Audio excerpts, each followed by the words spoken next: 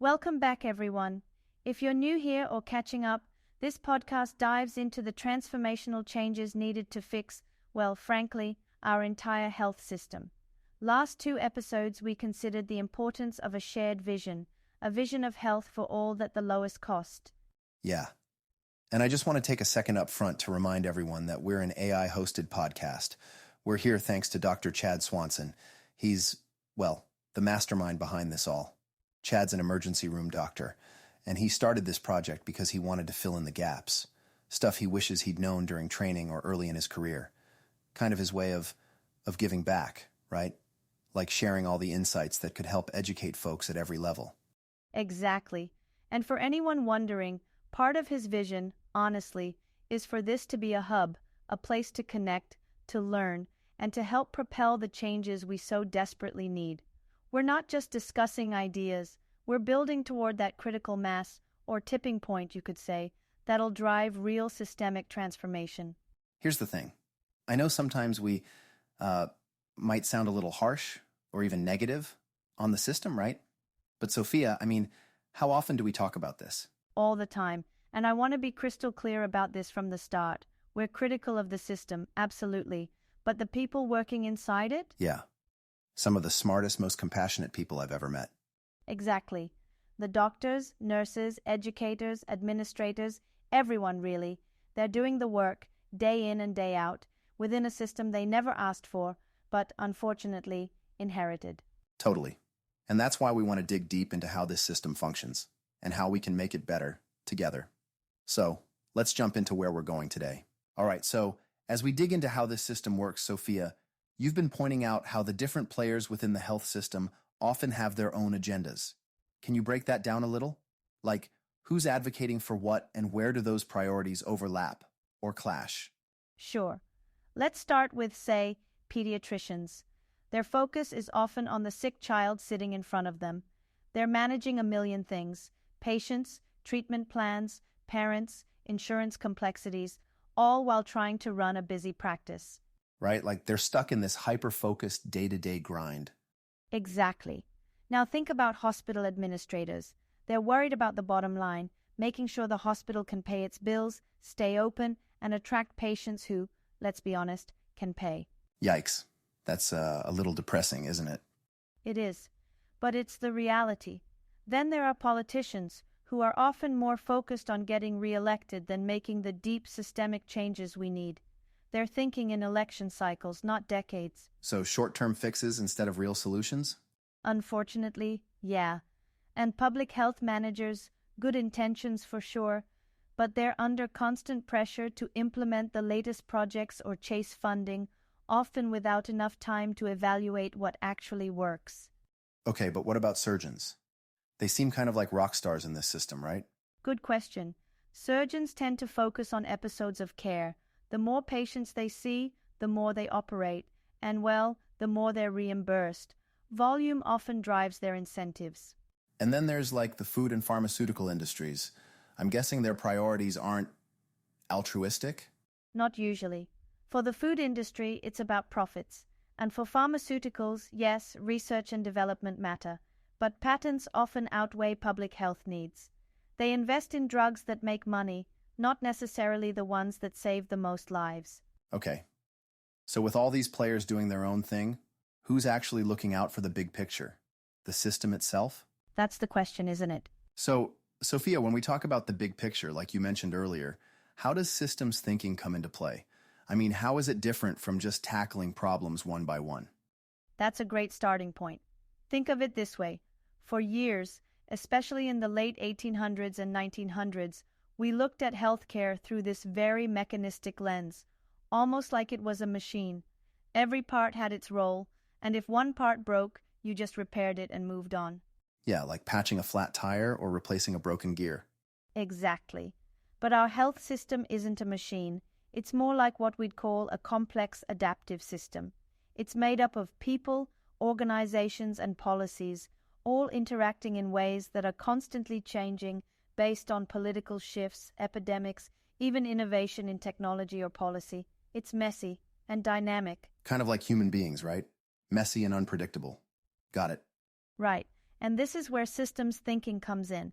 It's more than just a theory, it's a way of understanding and approaching these massive interconnected challenges. It focuses on the relationships, on the feedback loops that drive how things change over time. This is a big deal. This has even been called the century of the system. Wait, feedback loops? You gotta explain that one for me. Okay, so think about when COVID hit. Hospitals were overwhelmed, resources were scarce, and policies had to adapt, sometimes daily. That's an example of what systems thinking calls a feedback loop. The pressure from one part of the system forces changes in another, which then feeds back into the original issue. Oh, like when hospitals ran out of beds, and then governments scrambled to build temporary ones, and that created more need for staff that didn't exist. Precisely. And there are two kinds of feedback loops: reinforcing, which amplify changes, and balancing, which stabilize things. Both exist in constant tension within the system. Okay, so these loops are like the push and pull forces, keeping the whole thing from either flying apart or stagnating? Exactly.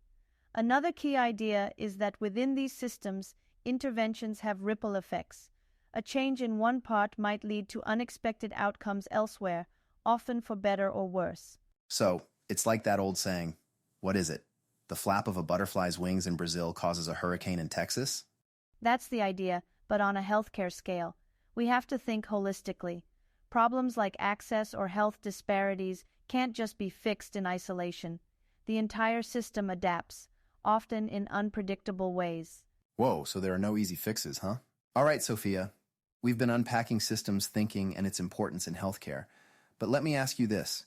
How does it all tie into this bold concept you mentioned earlier, the century of the system? Where does that idea come from? It's from Atul Gawande's 2014 Reith Lectures.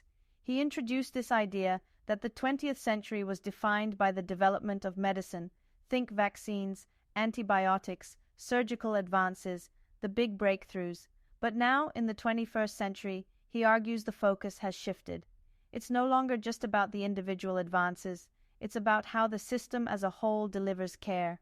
So, we're less about making shiny new tools and more about figuring out how to use them together? Exactly. Gawande calls it the century of the system because, well, even the best tools, robotic surgeries, advanced drugs, they mean nothing if you don't have a functional system to deliver them to everyone who needs them. Okay, but isn't that what the healthcare system is already doing? Delivering care? In theory, yes, but in practice, not quite. Take something as simple as hand washing in hospitals. Decades after we've known it prevents infection, compliance rates are still far from perfect. The problem isn't knowledge, it's systems that don't prioritize or support consistent practice. Wait, something as basic as washing your hands still isn't locked down? Right, and that's exactly the point. The issue isn't individual failure, it's the system. If you don't have policies, reminders, or even enough soap dispensers in place, you're not setting people up for success. Okay, that kind of sounds like a workplace problem, like if everyone's running around but no one's managing the workflow. It's similar. A well-designed system creates environments where good outcomes are the default. Think checklists in surgery, for instance. That wasn't standard until relatively recently, yet it cut complications dramatically. That's systems thinking in action. And this works because it changes the process, not just the people? Exactly. It's not about blaming individuals, doctors, nurses. It's about creating an ecosystem where delivering high-quality, reliable care isn't a struggle. The system makes it easier to do the right thing. Okay, but how do you even start redesigning something this massive? That's the billion-dollar question. Gawande suggests learning from other industries, aviation, manufacturing, where systems thinking has become the norm. They focus on standardization, coordination, and constant feedback to improve outcomes. And in healthcare, we're not there yet because we're still, working in silos? Exactly. Breaking down those silos is crucial, but we also have to understand the system's complexity, how every change in one part creates ripple effects throughout the whole network. And it's not just the healthcare system, this is a whole society challenge. And that, I'm guessing, brings us to complex adaptive systems? Sophia, you mentioned complex adaptive systems just as we wrapped up earlier, and I've been thinking, it sounds pretty abstract. What does that actually look like in healthcare on a day-to-day basis? Fair point. So, think about healthcare as this living, breathing entity. You've got patients, hospitals, insurance companies, policymakers, all interacting in ways we sometimes can't predict. A complex adaptive system is, well, complex because it's made up of all these interconnected parts that adapt based on the circumstances. So, like one of those massive ant colonies you see in nature documentaries, everyone's doing their own thing, but together it works or doesn't. Exactly. And here's why it matters. In a traditional healthcare setup, we've been super focused on individual fixes. A clinic runs out of vaccines, ship more, a hospital's too busy, expand it. But with a complex adaptive systems lens, we stop just reacting and start asking bigger questions. Like, why do certain clinics always run out of supplies? Or why are hospitals consistently overwhelmed during flu season? So instead of plugging leaks in the pipe, you're asking, why does the pipe keep breaking in the first place? Exactly. And one practical example is how we handle something like hospital readmissions. Traditionally, the solution has been to focus on improving hospital discharge processes. But if we view it through a systems lens, we realize it's also about what happens after a patient leaves. Do they have access to follow-up care, stable housing, healthy food? Oh, wow. So it's not just about the hospital, it's about the entire ecosystem around the patient?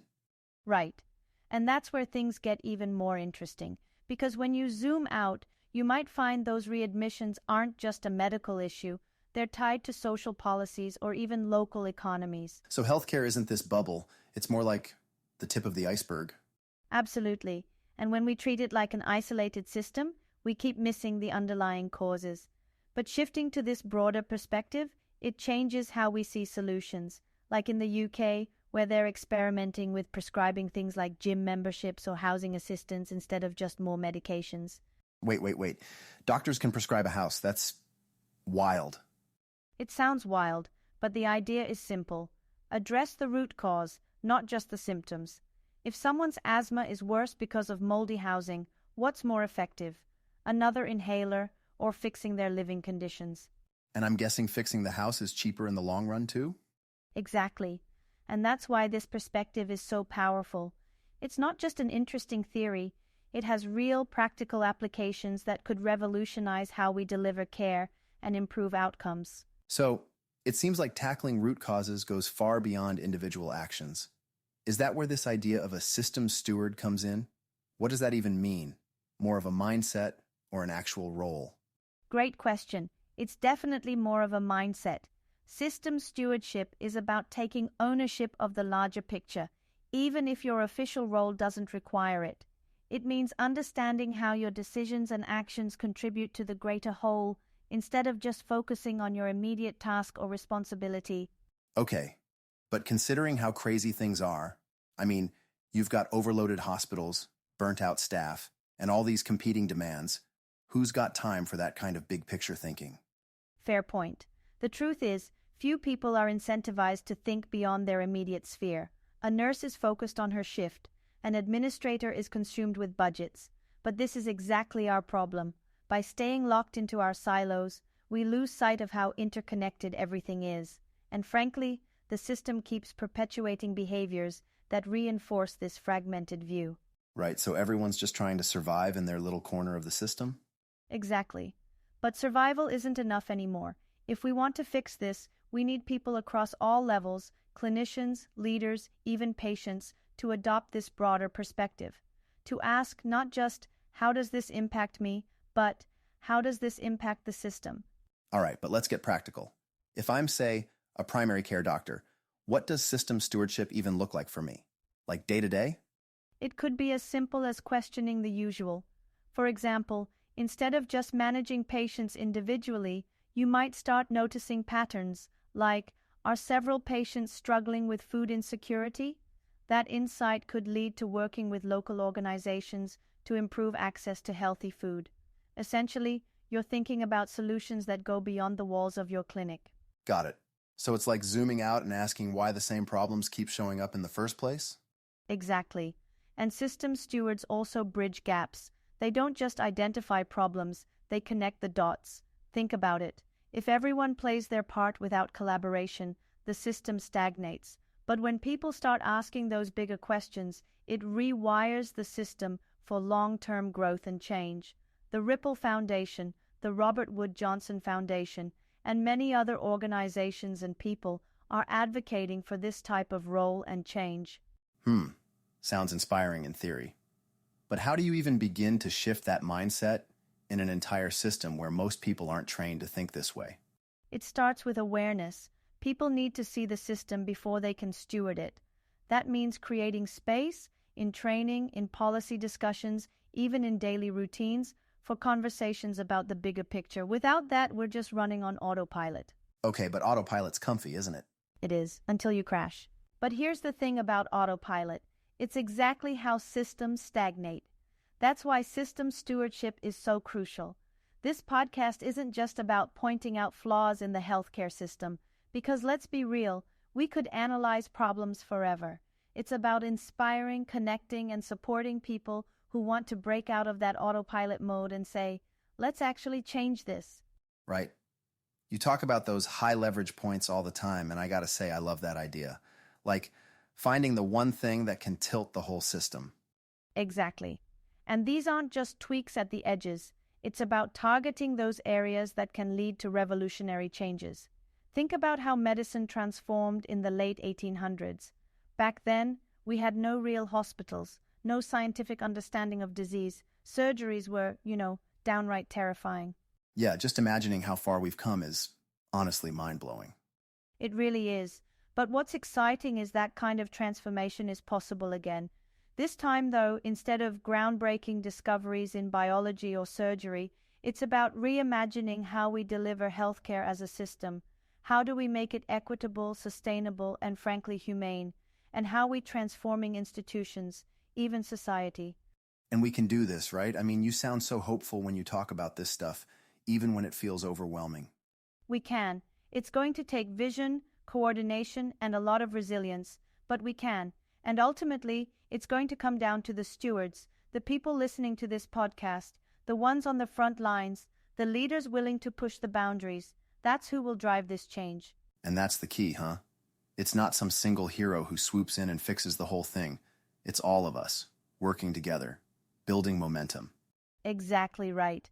The health system doesn't change one person at a time. Systems change when people come together, rally around those high leverage points, and keep pushing until the change sticks. Well, on that note, I think it's safe to say we've covered a lot today. We have. And as always, thank you to everyone listening. It's been such a pleasure diving into all of this with you. Absolutely. And hey, remember, whether you're a doctor, a nurse, a policymaker, or just someone wondering what you can do, we're all in this together. This is about building something better for everyone. We'll see you next time on It's Time.